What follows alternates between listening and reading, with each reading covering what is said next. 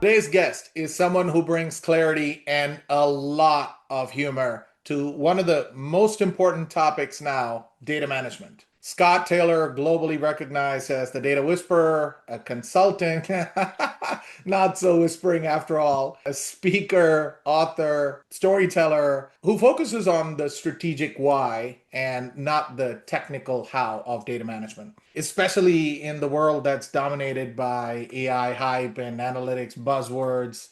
Scott, I love your core philosophy, man. Truth before meaning reminds us all that we can only deliver value fundamentally if the data is right. Master data, reference data, governance, trust. I know you spew a lot of these. I can't do the way you do it. Also, the author of Telling Your Data Story, creator of the three V's. If you want to highlight your book, thank you, sir. And last but not the least, the Data Puppet Show. Love the creative evangelism on what used to be a boring topic, but now it's a very, very exciting topic. Scott, welcome to Smarchitect Shortcast. Thank you so much. Glad to be here at Smarchitect Shortcast. Thrilled to be here finally. Thank you, sir. Hey, you've been known as the data whisperer and the strategic why of data. Can you start by maybe giving my audience a little view of what you've been doing the last couple of years? I know you came to my show a year and a half ago, but what has happened since then? I've been still focused on being a full-time content creator for brands, working with media companies, event producers, enterprises to help spread the message about the importance of telling a better data story, of creating a business accessible narrative to explain the strategic value of data management. So everything I do is focused on that, even the puppets. Absolutely. See, now more than ever, I feel with the AI hype and everything going on, data is always the foundation, but now it's coming to the highlight. Has your narrative changed or improved from how you were selling, yelling, telling the story 2 years ago to now? See, I know, I follow. Yeah, you know my riffs, man. Yes, absolutely. Not really. I think the urgency is greater on the side of the eventual storytellers. The risks are higher. The potential is larger. All those, so the scale of it has expanded. But that basic core need, one for foundational data management, and two for being able to put a compelling set story together about why it's important, remains the same. Gotcha. Now, had the situation what it is today, which is AI needs data to perform better, been there 5 years ago, would you have thought your narrative differently or any other way? Maybe focus on AI and why data management is better? What Not would have to changed? diminish the power and value of AI, but it's just another trend that has to do with technology. And as I've looked at I'm not a trend identifier. I'm more of a trend, I guess, sort of follower or poker that goes, okay, this latest greatest thing you're talking about, if it has to do with technology, it needs hardware, it needs software, it needs data. And if it has Yeah. data, it needs data management. Those undeniable truths have not changed one iota. And, there's a riff I do actually that goes back in time, looking at all the major trends and realizing each one of them, whether it was, transition to the cloud, that was going to fix everything. Well, no, it didn't. It just put all your bad data up in the cloud where everybody could get at it. It didn't change the nature of the data quality. Or going back to Mobile. big data needs little data. Little data is master data, it's reference data. Or going back further to the launch of implementation of big enterprise systems in pre-2K back in the late 90s when everybody was putting in SAP and Oracle. They realized, we have all these data silos and we have to harmonize our legacy data. And you go back before computers, go back before electricity to the concept of a general ledger. Yes. You still need a chart of accounts. You still need a highly structured, well-maintained, expertly governed list, database, data, whatever the heck you want to call it, content around the most important relationships you have. So my through line is from GenAI all the way back to GenLedger, you still need data management. The story fundamentally has not changed. GenAI to GenLedger. Talking about master data. So you've been in this space for a couple of decades now. Look, I feel now more than ever, master data is the most important data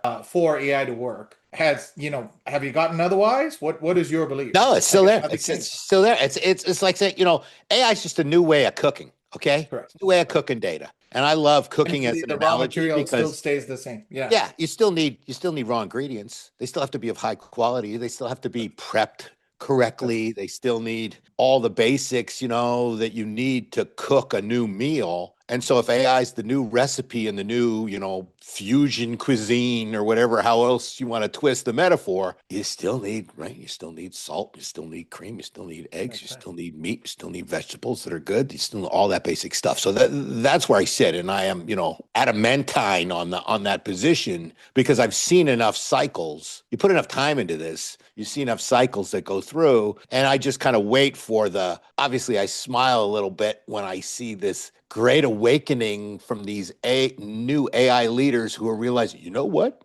If the That's data's not any good, then the AI is going to be in trouble. It's like, oh, okay. Welcome to Earth. This right. is the most No, fundamental way to there's say it. Garbage in, garbage out, right? It's as sure as gravity. What goes in, what goes up must come down, and what goes in must come out. That has not changed.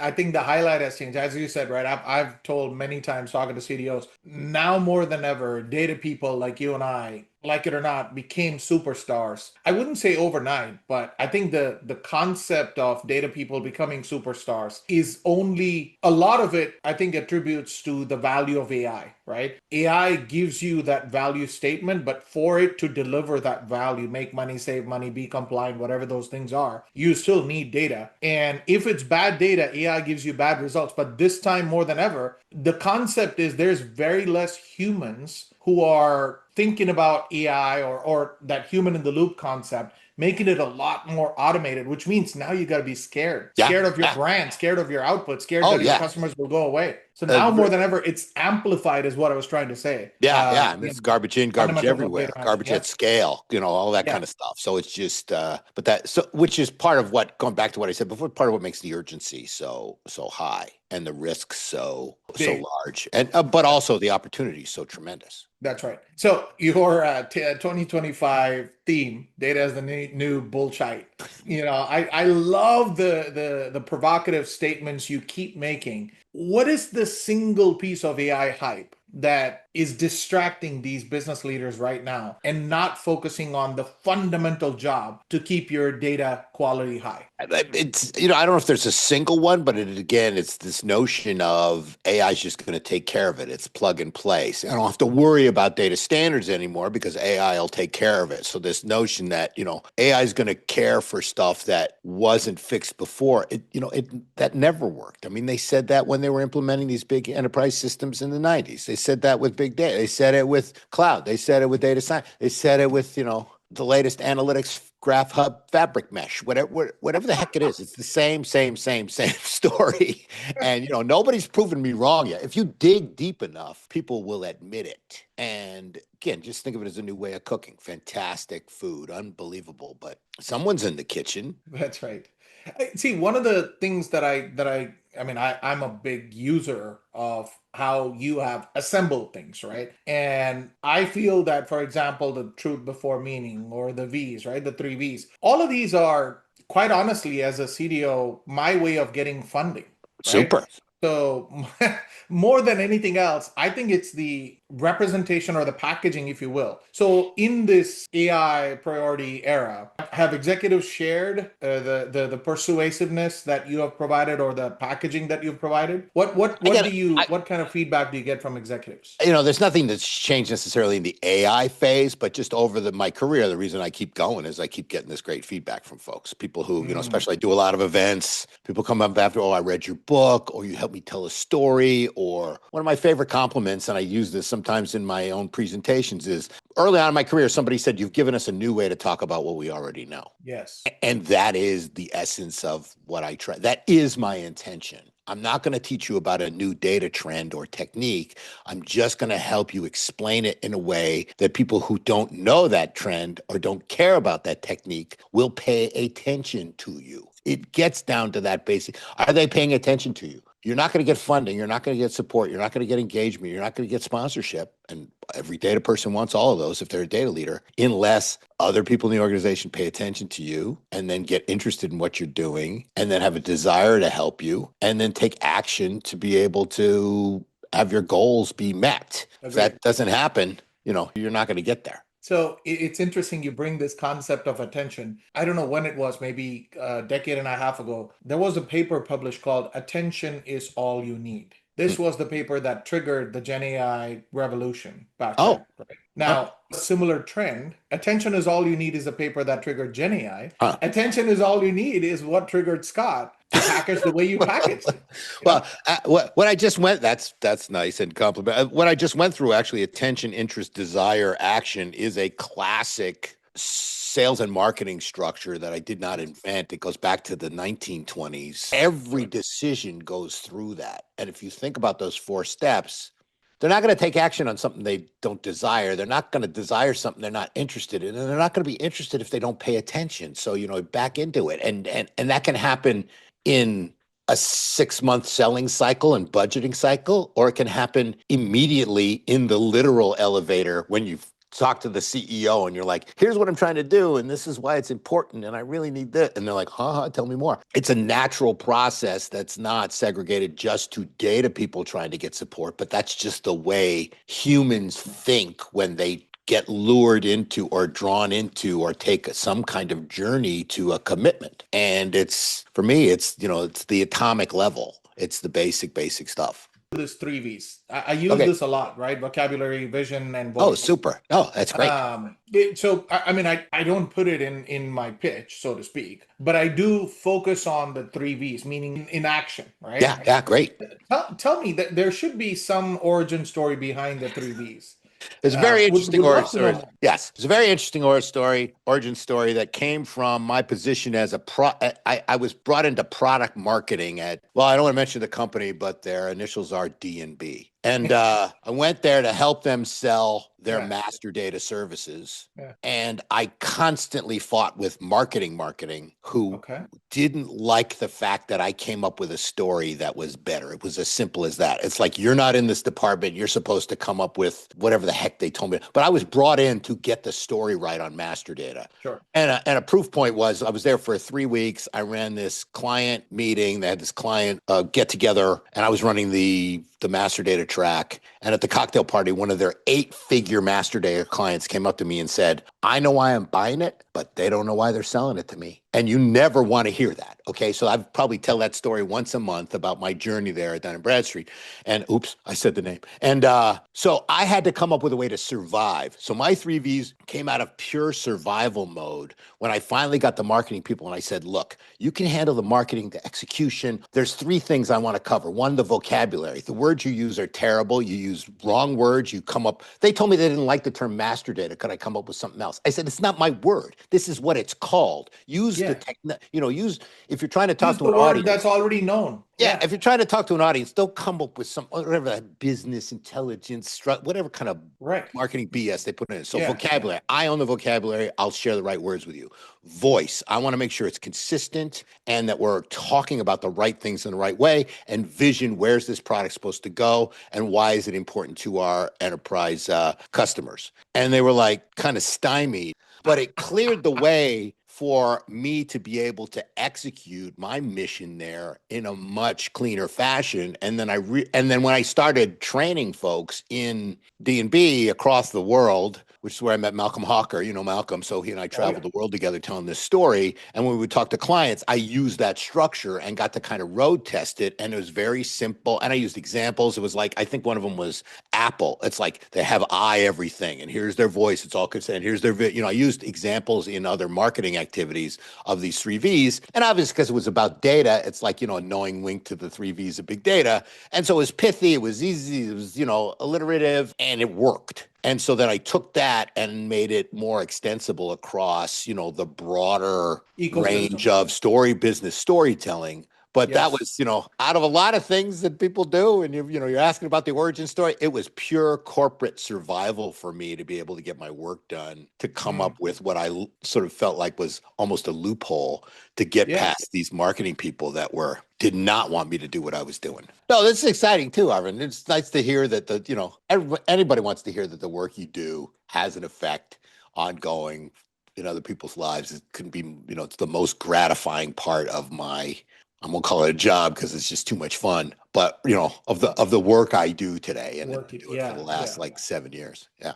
Puppets. Puppets. Creative evangelism. So you've upgraded your puppets now. I think the new one has a lot more. Yeah. So, I've said this many times to you, but I've never in my entire life would have thought a data expert created a puppet show. You've got this amazing sense of humor that you deliver. At the end of the day, what you say in those puppet shows are very relevant to data management experts. But you say it in such a humorous way that I am not kidding. When I do consulting, there are many times I've actually forwarded your YouTube video Oh, to my excellent. sponsor, my executive stakeholder, and Really. that actually breaks the ice nine Oh, out of 10 times. sweet. All right. So, how do you We should come figure up out with like a lead gen relationship here. But, You should. What's the process, man? How do you come up with these? Like, do you sit down in Bahamas and just think through it? And are It you an is. artist now? It is the most intensely. First of all, obviously, I'm a creative guy. I love doing Yeah, that stuff. yeah. I've always tried my whole life. I've tried to take tactics that weren't normally there and apply them to a situation. So going all the way back to when I was in junior high school, instead of a paper for history, I did an animation. Instead Mm. of a paper for English, I did a game. So I was always trying to, and then when I was just a line salesperson at a couple places I worked, I was always trying to come up with cute things to send prospects that were different than just a piece of paper. So it's always been my tendency. And quick origin story on the puppets actually Yeah. started at Dun and Bradstreet as well. I created Oh, an internal puppet, a bee, whose name was Dean B, and it would take a while. Even the CEO interesting. was like, Dean B. It's I like, get it. how's this company been around for 180 years and nobody's come up with that before? So that was my internal, and I had a couple videos internally and they just went Yeah, crazy. yeah. So, and again, everybody loved it, but the marketing people were like, you can't show these outside the company. That's You're not our you're a brand, threat blah, to blah. their Oh, job, I'm it telling you. was Yeah. so then I made the first video, and that was like 5 years ago. I put that on LinkedIn, and echoing some of the reaction you had, the number one response I got from people is,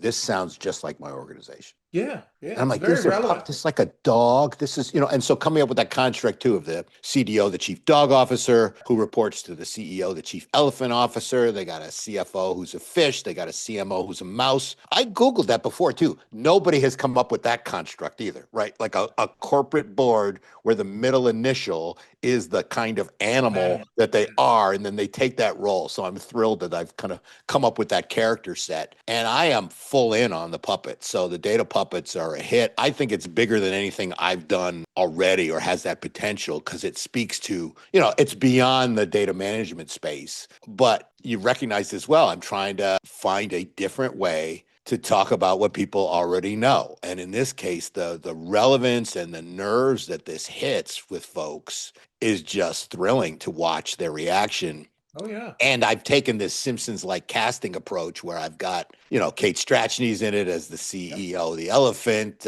Sanjeev, we talked about Sanjeev before. He Yeah. plays Micro Mir, Spoon. Sanjeev, Kate, yeah, a Yeah. lot of So known so figures in getting the these data like, management world. luminaries in there to voice themselves, and actually giving them sort of an extended personal brand in a way, because they're kind of taking some of that. Malcolm Hawker is the Antylos from Yep. Gardner, Yep. and it's just a ball. My favorite casting is Bernard Marr, if you know Bernard, 1.5 million Oh yeah. followers on Yeah, I know. LinkedIn. He plays Kennard Starr, this foul futurist, and there's clips coming. If you follow the data, everybody online, follow the data puppets. We're at 205 followers. We want to get more, trying to Yeah. build that up from zero to get a following around just around the data puppets. And we're pushing out clips like one a day for the next 70 days here. I've got a whole bank full of clips of just little snippets of, a back and forth between characters. And then the plan is in the summer launching the full data puppets series, because there's an actual plot. There's character development, there's tension, there's a climax, there's a denouement. It's got all the structure of a classic story through a bunch of episodes, some of which are shot, some of which are written, some of which are just sort of in my mind or in notes. But I do have a real through line through this series, which is, again, creatively is just an exhilarating experience. It's not, I think it's not just exhilarating. As a consultant, my job is to sell and deliver services that my clients want. For me personally, it's a very, again, ice-breaking experience. So if you need an Indian guy who says, thank you, come again, I'm Okay, all here right, we'll for get you. you in. Then we can get you into season two here in some way.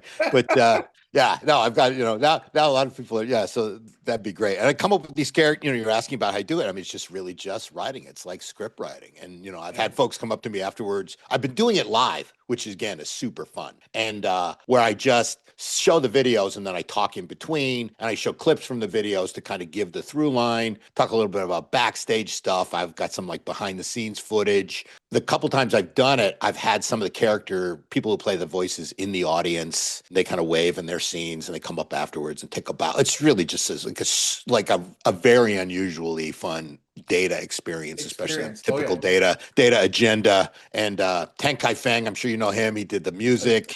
I've Oh got yeah. another guy named Jake Sanders, who's a fabulous jazz musician who's doing another song for me. I wrote a song about AI called Just Add a Little AI. And it's like every Nice. situation, all you have to do is add a little AI.